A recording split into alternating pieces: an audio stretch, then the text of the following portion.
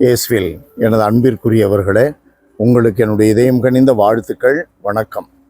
அன்பானவர்களே, மத்தேயு நற்செய்தி 5வது அதிகாரம் 38 42 முடிய இன்றைய சிந்தனைக்கு, கண்ணுக்கு கண் பல்லுக்கு பல் என்று கூறப்பட்டிருப்பதை கேள்விப்பட்டிருக்கிறீர்கள்.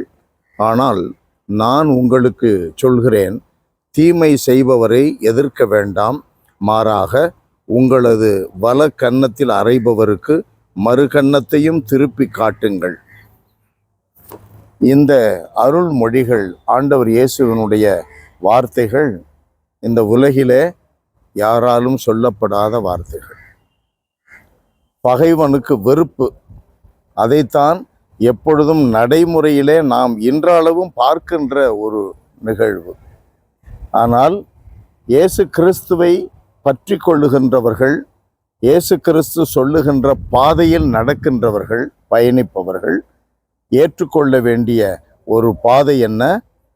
பகைவரையும் அன்பு செய்வது, துன்புறுத்துவோருக்காக ஜெபிப்பது.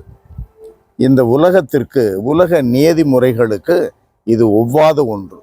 ஆனால் இந்த நன்மை நிறைந்த பாதையில் பயணித்தால் உலகை வெல்ல முடியும். உலகை வெல்ல முடியும்.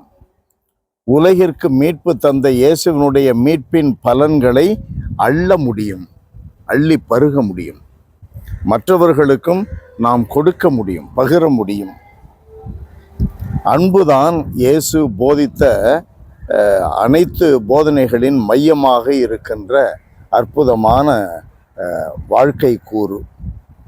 அதை நாம் எப்பொழுது முழுமையாக கடைபிடிக்கிறோமோ அப்பொழுது இயேசு நம்முடைய மீட்பரை நாம் பிரதிபலிக்கிறோம். அவரிடமிருந்து கிடைக்கின்ற ஒளியை பிரதிபலிக்கின்ற கண்ணாடி ஆகின்றோம். அன்பானவர்களே, எத்தனை பெருமை, எத்தனை மகிமை அப்படிப்பட்ட ஒரு வாழ்விற்கு! நம்பிக்கையாளர்கள் உயிர்த்தெழுந்த இயேசு மிளிர்வதை போல நம்பிக்கையாளர்களும் மிளிர்வார்கள். உலகிலும் சரி, உலகிற்கு அடுத்து வருகின்ற மறு உலகிலும் சரி. எல்லாம் வல்லவரே எங்கள் இறைவா, உம்மை போற்றி புகழுகிறோம்.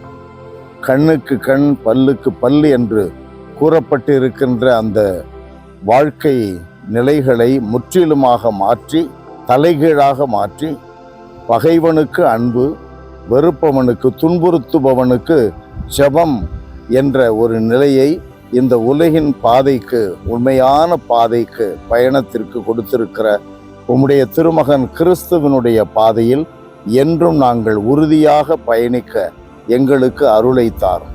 இயேசுவின் பெயரால் மன்றாடுகிறோம் தந்தையே. ஆமென், ஆமென்.